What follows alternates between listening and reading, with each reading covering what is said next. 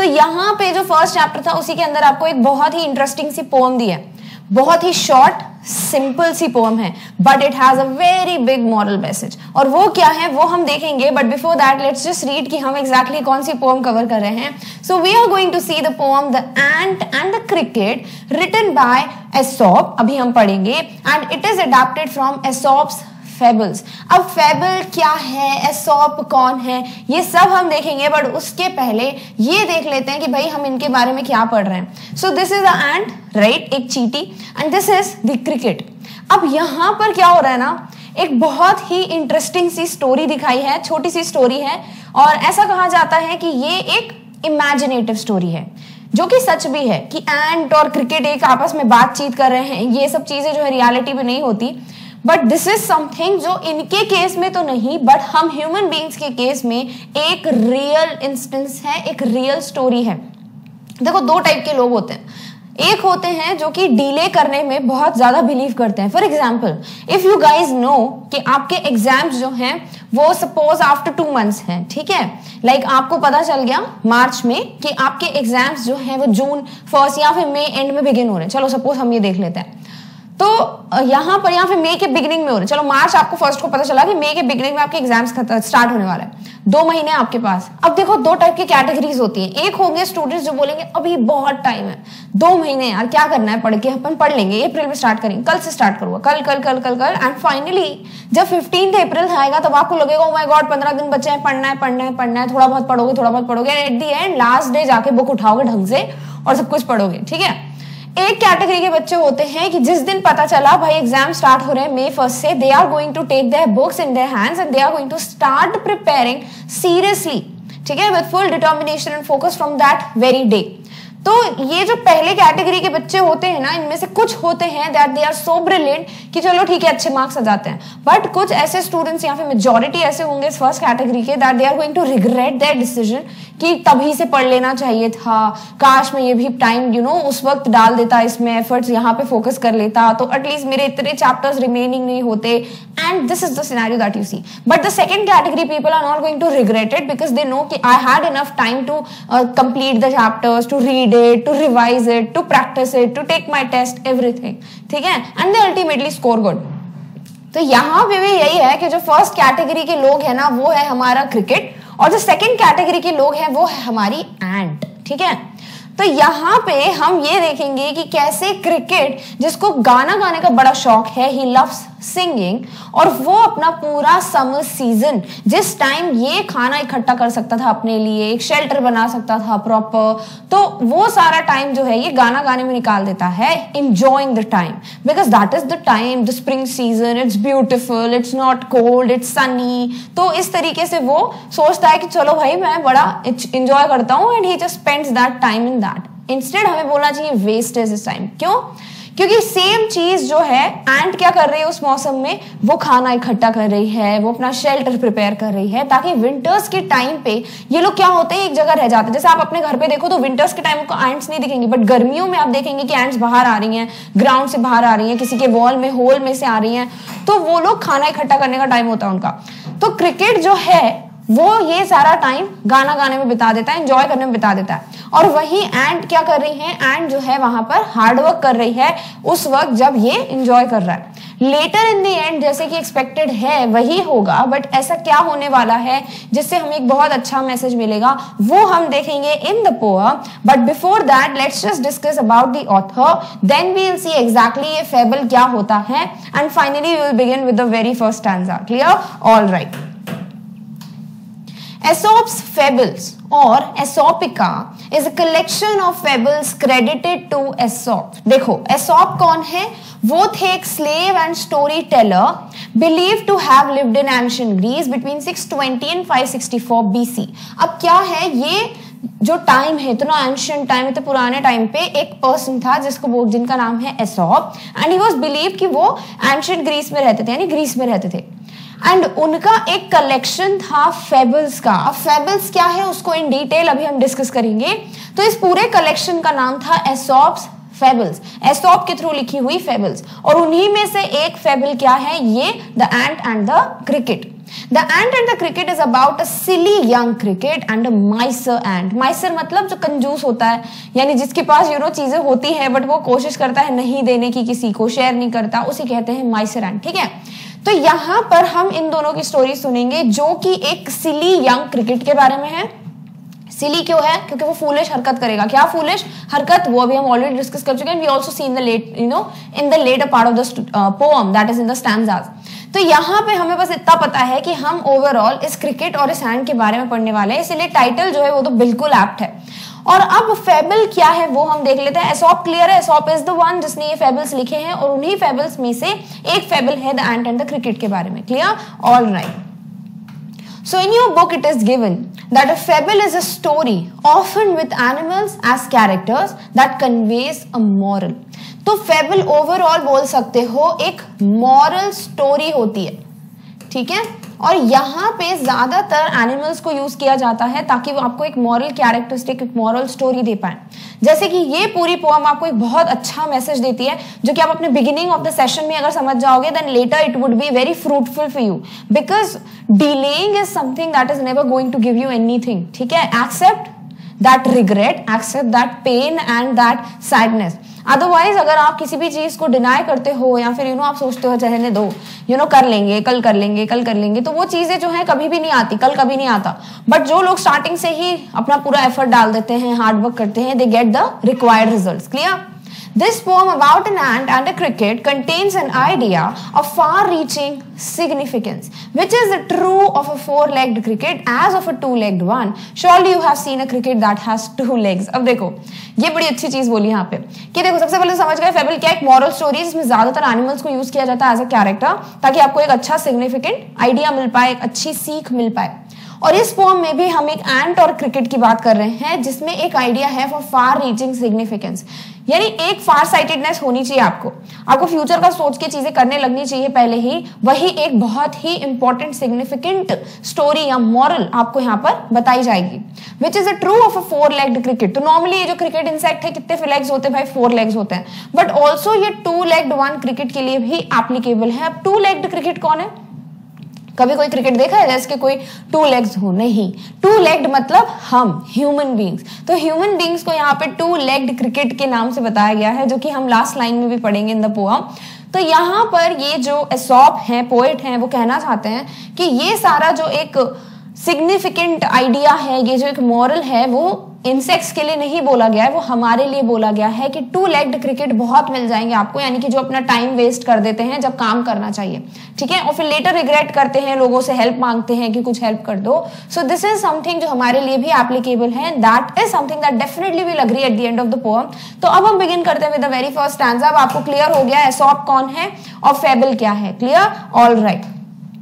A silly young cricket, accustomed to sing through the warm sunny months of gay summer and spring, began to complain when he found that at home his cupboard was empty and winter was come. अब क्या होता है finally, ये एक young cricket है जिसका नाम क्या है भाई? क्या बोल दिया उसको? सिली, यानी कि वो है फूलिश, उसको समझ नहीं आता उसे क्या करना चाहिए। He is not aware of the idea, the right thing that he should do, बल्कि वो एक स्टूपिड चीजों में ही अपना टाइम वेस्ट कर देता है। What he does is he is accustomed to sing. Accustomed to sing means used to singing, in the habit of singing, मतलब गाना गाना उसकी एक हैबिट है, हॉबी है, वो पूरा टाइम गाना गाना ही गाता रहता है, और वही चीज वो यहाँ पे कर रहा है।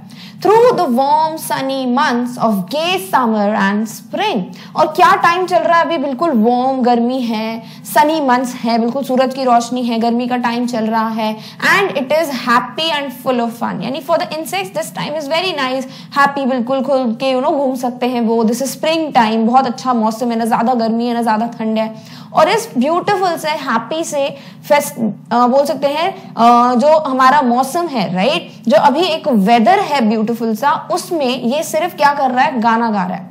Began to complain when he found that at home, but now after he's done with this, after he has spent all his time singing when it was the time to work hard, now he is complaining. अब वो complain करना, शिकायत करना start कर रहा है जब उसने देखा कि उसके घर में, उसके कबर्ड में कुछ भी नहीं है, उसका जो कबर्ड है वो पूरा खाली है, it's empty and winter has come, और विंटर सीजन आ गया है। सो ये जो बिल्कुल समर सीजन चल रहा था, that time he enjoyed his time, he was accustomed to sing, but now he is regretting it, he is complaining that I have nothing in my cupboard, I have nothing to eat specifically. और अब जो है winter का time भी आ चुका है। Clear? तो समझ आ रहा है क्यों बोला है फूलिश, बिकॉज उसने पूरा फूलिश तरीके से ही अपना पूरा ये समर सीजन वेस्ट कर दिया, जब उसको थोड़ा बहुत हार्डवर्क करना चाहिए था। Not a crumb to be found on the snow-covered ground. Not a flower could he see, not a leaf on a tree. Oh, what will become, says the cricket of me. What happens, जैसे ही वो घर पहुंचता है, अपना covered open करता है, winter season आ गया है, he saw that there was not at all any food, there was no food, even there was no crumb found. अब crumb जो है वो ज्यादातर खाने के टुकड़े के लिए यूज किया जाता है, बट कॉमनली इसे हम यूज करते हैं for a small dry piece of bread. जैसे आप सुनते होंगे ब्रेड क्रम्स, यानी ये छोटे छोटे टुकड़े जो होते हैं ना, उसे कहते हैं ब्रेड क्रम्स। ठीक है? तो यहाँ पे क्या होता है, वो जैसे ही कबर्ड देखता है अपने घर में, तो उसके घर में कुछ नहीं है, इवन एक छोटा सा खाने का टुकड़ा भी नहीं है उसके कबर्ड में, कंप्लीटली खाली है वो। On the snow covered ground, और जो पूरा ग्राउंड है बाहर वो कंप्लीटली स्नो से कवर हो चुका है, ठंड का मौसम आ गया है, विंटर सीजन आ गया है, हर जगह सिर्फ स्नो ही स्नो है। Not a flower could he see, now winters में क्या होता है, हर जगह स्नो कवरिंग हो जाती है, there is no flower on the tree, कुछ नहीं बचता, तो वो फ्लावर्स भी नहीं ले जा सकता ताकि वो कुछ खा पाए, अपने लिए शेल्टर बना पाए।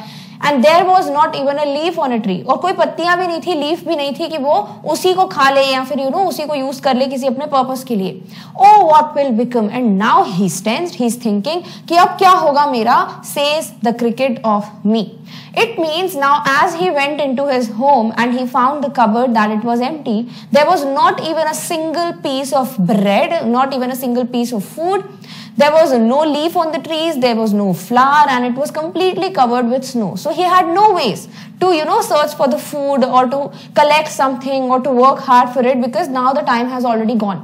And now he is tensed, he is thinking, he is anxious. Now what exactly will happen of me? Because if he will not have anything to eat, he is going to starve and die, right? तो वो hunger की वजह से क्या होगा, उसके पास कुछ भी नहीं है, कंप्लीटली स्नो कवर हो गया है, कहाँ रहेगा एंड एवरीथिंग। तो ये सारी चीजें उसके दिमाग में चल रही हैं। क्लियर? सो ओवरऑल हमें ये समझ आ गया है कि क्यों बोला है क्रिकेट को सिली, बिकॉज उसका टाइम था कि वो समर सीजन स्प्रिंग सीजन में खाना कलेक्ट करे, अपने शेल्टर के लिए कुछ ना कुछ व्यवस्था करे, he should do something, but he wasted all his time in singing and enjoying his time. The same thing जो कैटेगरी 1 के स्टूडेंट्स करते हैं, जब एक पता है कि भाई एग्जाम्स में सिर्फ 2 महीने बचे हैं, टाइम है, तो ये 2 महीने है वो आपका समर स्प्रिंग सीजन जब आपको पढ़ाई करनी चाहिए, बट ये क्या करते हैं, ये विंटर्स के टाइम पे आके पढ़ाई करते हैं, यानी कि जो लास्ट टाइम होता है। ठीक है? यहाँ पे मैं कंपेयर कर रही हूँ, एक्जैक्टली विंटर सीजन नहीं बोल रही हूँ। तो एट दी एंड आके फिर रिग्रेट करते हैं, अब क्या होगा मेरा, अब तो मुझे कुछ पढ़ाई ही नहीं की, मैंने कुछ याद ही नहीं है, मुझे पता ही नहीं है पढ़ना क्या है, बुक में क्या है, कौन सा चैप्टर एंड एवरीथिंग। तो ये होती है फर्स्ट कैटेगरी के बच्चों की हालत। ठीक है? तो इसीलिए आपको एक बहुत अच्छी चीज सिखाई गई है कि don't be a cricket, right? क्यों? क्योंकि अगर क्रिकेट की तरफ अपना टाइम वेस्ट कर दोगे, हमेशा ऐसे एंजॉय करते रहोगे, एट द लास्ट मोमेंट पढ़ाई करोगे, तो definitely you are not going to get the required results और the desired results, I must say. Clear? All right. At last, by starvation and famine made bold, all dripping with wet and all trembling with cold, away he set off to a miserly and to see if to keep him alive he would grant. अब क्या होता है, ये अब finally अब उसको बहुत भूख लग रही है, स्टार्व कर रहा है वो, स्टार्व यानी बहुत ज्यादा भूखा है, हंग्री है बहुत ज्यादा। And famine made bold, famine यानी कि अब बिल्कुल कुछ भी नहीं है उसके पास, ऐसी कंडीशन है that there is scarcity of food, having nothing to eat, he has nothing, not even a single piece, इतना सा टुकड़ा भी नहीं उसके पास खाने के लिए। तो अब बहुत ज्यादा भूख लग रही है, क्रिकेट अब स्टार्व कर रहा है, अब वो नहीं रह पा रहा है बिल्कुल भूख के मारे। And also he is dripping with wet, यानी कि क्योंकि इसके पास शेल्टर भी नहीं है, कुछ लीफ भी नहीं थी, लीव्स नहीं थी, फ्लावर्स नहीं थी जिसकी हेल्प से वो अपने लिए घर बना पाए, शेल्टर बना पाए, तो उसके पास रहने की भी जगह नहीं है। तो अब स्नो गिर रही है, तो स्नो जैसी गिरती है आपके ऊपर, तो फाइनली क्या होता है, वो मेल्ट होती है, आप गीले हो जाते हो, राइट? तो इसीलिए अब वो ड्रिपिंग विथ वेट यानी पूरी तरीके से गीला हो गया है cricket. And all trembling with cold and it is winter and you are wet, तो बहुत ज्यादा ठंड लगती है, तो वो शिवर कर रहा है, ट्रेमलिंग यानी शिवर करना, कांप रहा है ठंड के मारे। Away he set off to a miserly ant, अब वो थोड़ी दूरी पे जहां पे एंट रहती है वहां पे जाता है। एंट क्या है, माइसरली है यानी कि कंजूस है, यानी वो अपनी चीजें रख तो लेती है अपने पास बट देना पसंद नहीं करती किसी को, तो वो माइसर है। तो वो अब इस एंट के पास जाता है to see to keep him alive he would grant, कि ये देखने के लिए कि ताकि ये क्रिकेट जिंदा रह पाए तो क्या एंट उसकी मदद करेगी या करेगा। ही वुड ग्रांट लिखा है तो क्या वो मदद करेगा। एंट जो है कि ठीक है मैं तुम्हें कुछ खाने के लिए दे देता हूँ या फिर मैं तुम्हें शेल्टर के लिए कुछ दे देता हूँ। तो लेट्स सी, अब जब क्रिकेट जो है जा रहा है एंट के पास, will he get something to eat, will he get something for the shelter. तो अब वो कहाँ निकल चुका है, एंट के पास। Clear, all right. Him shelter from rain and a mouthful of grain. He wished only to borrow. He would repay it tomorrow. If not, he must die of starvation and sorrow. तो जैसे ही cricket को realise होता है that he has nothing to eat और बिल्कुल वो starve कर रहा है, भूख लग रही है उसको, और अगर उसने ऐसा कुछ नहीं किया, ठंड भी लग रही है, शेल्टर भी नहीं उसके पास, तो कुछ अगर उसने डिसीजन नहीं लिया तो he is surely going to lose his life, right? तो वो डिसाइड करता है कि वो माइसर एंट के पास जाएगा और उनसे कुछ हेल्प मांगेगा। और क्या हेल्प मांग रहा है, that they should grant him shelter from rain because it's raining, it's snowing, ठंड है बहुत ज्यादा। तो वो सोचता है कि कम से कम ये एंट्स के पास जाऊंगा तो क्या पता मुझे वो शेल्टर दे दे, एक रहने की जगह दे दे फ्रॉम रेन, ताकि I should be able to save myself from this rain, from this cold. And a mouthful of grain, और थोड़ा बहुत ही खाना दे दे उसको ताकि वो खा पाए कुछ। And he should not be starving, he should not die of hunger. तो इस वजह से वो सोचता है कि कुछ शायद उसको शेल्टर मिल जाएगा और कुछ खाने को मिल जाएगा इन एंड से। He wished only to borrow, ऐसा नहीं था उसको ऐसे चाहिए था, he just wanted to borrow, ठीक है, मतलब थोड़े टाइम के लिए वो उधार लेना चाहता था। And he would repay it tomorrow, और फिर अगले दिन जो है या बाद में जैसे ही चीजें कंडीशन ठीक हो जाती वो इनको वापस कर देता है ये सब चीजें लाकर। If not, he must die of starvation and sorrow. और अगर वो ये चीज नहीं करता है, if he does not goes to the ants and ask them for the shelter and the food, then he is definitely going to die of starvation and sorrow. Hunger की वजह से और सैडनेस की वजह से, टेंशन की वजह से वो डेफिनेटली जो है इस दुनिया को छोड़कर चला जाएगा। So once now the cricket has realise the time that he has to do something, he has to take an action. So he decides that he should go and talk to the ants and he would ask them to give him shelter from rain, that is going to protect him from rain, or give him something to eat so that he should not die because of the starvation or the hunger. And also if he does not take this decision, he is definitely going to die. But it was not like he wanted it for free, or he was like just I would never repay it back. He was of a decision, or he was of a thought that right now he needs it, so he would borrow it. वो उधार लेगा उसे, and then next time as the conditions are going to get better, he is going to repay it. वो वापस से वो चीजें वापस कर देगा। तो जैसे फर्स्ट कैटेगरी के स्टूडेंट्स होते हैं ना, क्या बोला जाता है उनके लिए कि उनको समझ आता है कि नहीं अब तो कुछ भी नहीं किया, तो क्या करते हैं वो टॉपर्स को या फिर जो बच्चे पढ़ाई कर रहे हैं उनको कॉल करते हैं, नोट्स दे दो, मैं नोट्स से पढ़ लूंगा, अब टाइम नहीं बचा कि मेरी पूरी बुक पढ़ लूं, या फिर शॉर्ट में कोई समझा दे मुझे, किसी को कॉल करोगे शॉर्ट टाइम के लिए, ट्यूशन क्लासेस मिल जाए एवरीथिंग। तो ये चीजें होती हैं, वही आपको इनडायरेक्टली समझाना चाहते हैं ये एसॉप जिन्होंने लिखी है पूरी फेबल। तो ये चीज होती है। तो एट द एंड हमको लगता है कि ऐसा नहीं है कि मतलब कुछ भी करूंगा मैं, बस मुझे नोट्स मिल जाए, मुझे कोई पढ़ा दे एट द लास्ट मोमेंट। तो यही चीज अब किसके साथ हो रही है, क्रिकेट के साथ। बिकॉज जब टाइम था तब उसने ना तो खाना सेव किया, ना ही उसने अपने शेल्टर की कोई भी व्यवस्था की। He was not able to do anything and that's why now he is regretting it. और वो अब टेंशन में है कि अब जो है अगर ये चीजें नहीं हुई, मुझे एंट ने मदद नहीं की, तो मैं डेफिनेटली अपनी लाइफ जो है वो खो दूंगा। क्लियर। अब हम देखते हैं क्या पता भाई ये एंट जो है वो अब डेफिनेटली हेल्प करने वाली है क्रिकेट की नहीं, कि उसको सीधे सीधे मना कर देगी। Says the ant to the cricket, I'm your servant and friend, but we ants never borrow, we ants never lend. But tell me, dear cricket, did you lay nothing by? When the weather was warm, quoth the cricket, not I. अब क्या होता है finally, अब ये ants के पास जाता है, उनको बोलता है कि मुझे शेल्टर दे दो, मुझे खाना दे दो, मैं तुम्हें रीपे कर दूंगा वापस। तो एंट्स बोलती हैं कि देखो I am your servant and friend, ठीक है मैं बिल्कुल हूं तुम्हारे लिए, I am there to help you, I am also your friend. ऐसा नहीं है कि तुम मेरे एनिमी हो, दुश्मन हो, या मुझे तुम पसंद नहीं हो, बट तुम मेरे बिल्कुल ऐसे फ्रेंड हो, इंसेक्ट भाई फैमिली की बात है, तो I am there with you. But we ants never borrow and we neither lend. तो वो बोलती है कि ना तो हम कोई चीज उधार लेते हैं, ना ही हम किसी को उधार देते हैं। बोरो करना यानी किसी से कोई चीज उधार लेना, और लैंड मतलब किसी को कोई चीज उधार देना, ठीक है। तो वो बोलती है ना तो हम किसी से कोई चीज लेते हैं, ना ही हम किसी को कोई चीज देते हैं। ये हमारा क्या है, एक उसूल है, ठीक है, एक एथिकल बात है एंट्स के लिए कि हम ये चीजें नहीं करते। फिर वो पूछते हैं क्रिकेट से, बट मुझे सिर्फ एक चीज बताओ तुम कि क्या तुमने कोई भी चीज संभाल के नहीं रखी थी? Lay nothing by mean save nothing. क्या तुमने कोई भी चीज सेव नहीं की? ना खाना सेव किया, ना ही शेल्टर के लिए लीफ फ्लावर, कुछ भी सेव नहीं किया तुमने। When the weather was warm. तो वो क्वेश्चन मतलब एक चल रहा था एंड्स के दिमाग में कि जब वेदर इतना सही था, वार्म था, सनी था, स्प्रिंग सीजन चल रहा था, तब तुम इजीली सारी चीजें सेव कर सकते थे, तो क्या तुमने कुछ भी सेव नहीं किया, कुछ भी बचा के नहीं रखा? तो क्रिकेट बोलता है, कोथ मतलब सेड, मतलब पुरानी जो इंग्लिश वर्ड्स है उसमें कोथ का मतलब होता है बोलना। तो क्रिकेट बोलता है कि नहीं, मैंने कुछ भी सेव नहीं किया। तो once he asked the ants to give him something, ants were like, we have no problem with you, you are our friend, we are your friends, we are at your service, but we do not lend anything and neither we are believing in borrowing anything, so we don't believe in lending and borrowing system. But then the ants are going to inquire, or they inquire from cricket, that when the season was so good, it was too warm, it was too sunny, did you not save anything for you? So cricket is like, no, I have not saved anything. तो ये जो है इनके बीच में conversation चलता है। तो एंट की बातों से तो समझ आ रहा है कि वो बिल्कुल भी डिसीजन नहीं लेने वाला है, कि उसके दिमाग में ऐसे चल रहा हो कि वो क्रिकेट को कुछ दे दे, ठीक है, और उसने साफ साफ अब मना कर दिया है। लेट्स सी कि अब जब क्रिकेट बोलता है कि नहीं मेरे पास कुछ भी नहीं है, मैंने कुछ भी सेव नहीं किया जब वेदर बहुत वार्म था, या फिर वो रीजन बताएगा क्या कि एग्जैक्टली वो क्या कर रहा था। तो लेट्स सी कि एंट्स का रिएक्शन इस पे क्या है। My heart was so light that I sang day and night. For all nature looked gay, you sang, sir, you say. Go then, says the ant, and dance the winter away. अब क्या होता है, cricket बोलता है कि नहीं मैंने कुछ भी सेव नहीं किया था क्योंकि मुझे इतना अच्छा फील हो रहा था, my heart was so light, I had no burden, I had no tension, nothing, I had to not worry about anything, so I was feeling very light, बहुत अच्छा लग रहा था, हल्का लग रहा था। जैसे कि एग्जाम्स जैसे खत्म होते हैं हमें फील होता है ना, स्टूडेंट्स को फील होता है, जब मैं स्टूडेंट थी जब फील होता था कि हाश अब एग्जाम खत्म, अब कुछ नहीं पढ़ना, एक दो दिन या एक महीना तो चिल करेंगे, राइट। तो वो जो फीलिंग होती है वो क्या होती है, आपको बड़ा लाइट फील होता है कि कुछ भी नहीं है अब दुनिया, तो मतलब सब अच्छा अच्छा दिखने लगता है। सेम चीज क्रिकेट के साथ हो रही थी, वेदर इतना प्यारा था तो उसके लिए ऐसा था कि उसका हार्ट बहुत लाइट फील हो रहा था, और इसीलिए वो पूरा दिन पूरी रात जो है सिर्फ गाना गाता रहता था। He loved singing, he was accustomed to sing, so he used to sing day and night. तो वो बोलता है मैं पूरा टाइम सिर्फ गाना गाता था। फॉर ऑल नेचर लुक्ड गे, वो बोलता है क्योंकि पूरा जो नेचर है, जो एनवायरमेंट है, मुझे इतना हैप्पी लगता था, इतना हैपनिंग लगता था, इतना बिल्कुल ऐसा लगता था कि बेस्ट मोमेंट है, तो मैं उसको एंजॉय कर रहा था। तो एंट बोलते हैं यू sang सर यू से।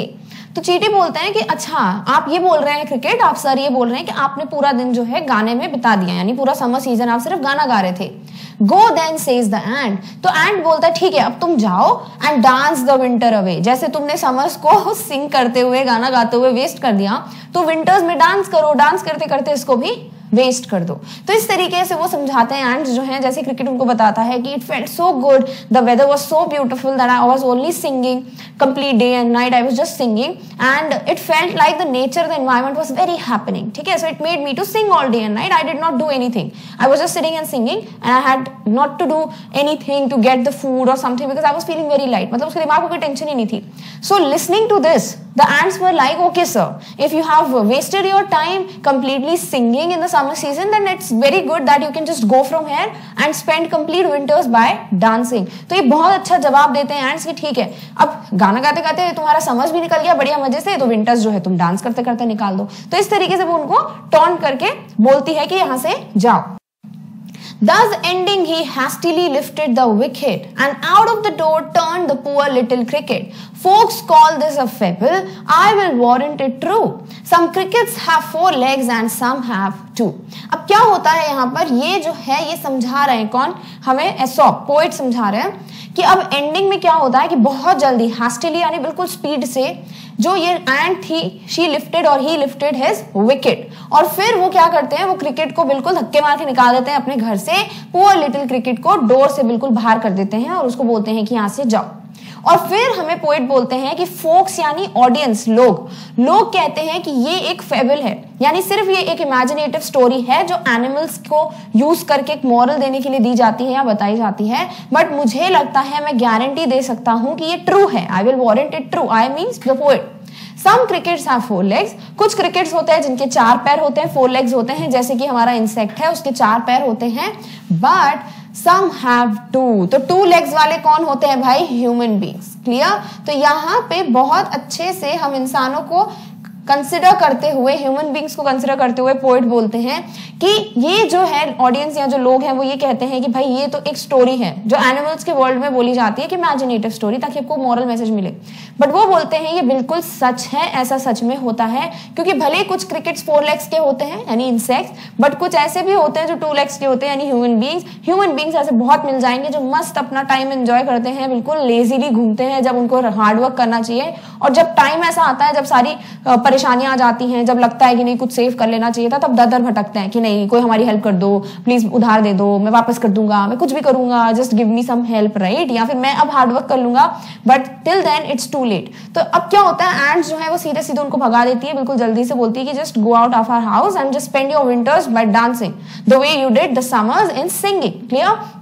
And then the poet says that people believe that it's just a fable, it's just a story to convey that moral message to people. But I think it's definitely true, because there are some crickets, some insects who have 4 legs, but there are some who have 2 legs. That is the human beings who waste their time, who enjoy, who just have that happening time when it's the time to hard work. Clear? तो इस तरीके से वो prove करते हैं यहाँ पर कि हमें क्या करना चाहिए, हमें हमेशा राइट टाइम पे मेहनत करनी चाहिए, because now is the time. जैसे अगर बिगिनिंग से ही 8th का अभी हम बात करते हैं, ठीक है, अभी 8 पढ़ रहे तो इसकी बात करते हैं कि बिगिनिंग से ही अगर प्रेपरेशन करना स्टार्ट कर दो, जैसे लैंग्वेजेस हो गई, मैथ्स के कुछ फन डे हो गए, देन सोशल साइंस की कुछ डेट्स हो गई, कुछ इंटरेस्टिंग स्टोरी हो गई, तो अगर बिगिनिंग से ही पढ़ना स्टार्ट कर दोगे अच्छे से, बिल्कुल एक वेल मैनर्ड वे में, एक सिस्टमैटिक वे में, तो क्या होगा, लास्ट में जाके आपको सिर्फ रिविजन करोगे, आपको भी खुशी होगी कि अरे वाह मैं तो ऑलरेडी प्रिपेयर्ड हूं।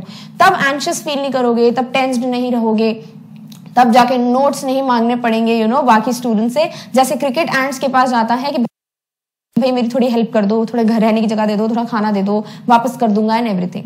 होता क्या है, एंड्स उनको बोलती है भाई जाओ, हमें नहीं देना। तो यहाँ पे माइसर भी इसीलिए बोला एंड को, क्योंकि वो इतनी कंजूस है कि उन्होंने बिल्कुल भी हेल्प नहीं की क्रिकेट की।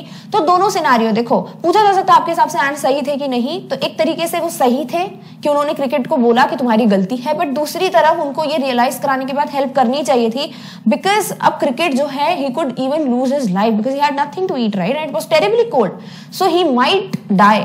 तो इसीलिए एंड्स के पास अगर कुछ एक्स्ट्रा था तो they must have shared, because it's just sharing is caring, right. तो इसीलिए हमें ये चीज करनी चाहिए थी, लाइक एंड्स को यहाँ पे डिसीजन लेना चाहिए था कि वो रियलाइज कराने के बाद उसको दे देते, कुछ हेल्प कर देते, राइट। तो ये एक चीज है जो आपका एक पॉइंट ऑफ व्यू पूछा जा सकता है। बट ओवरऑल जो मॉरल मैसेज है, होप आपको क्लियर हो गया है कि हमें इनडायरेक्टली समझाया गया है that we also do this thing that we waste our time when it is the time to ponder upon, when it is the time to work hard, but what we do is we just delay it. So denying is something, या फिर delay करना is something which is not at all good. Clear? और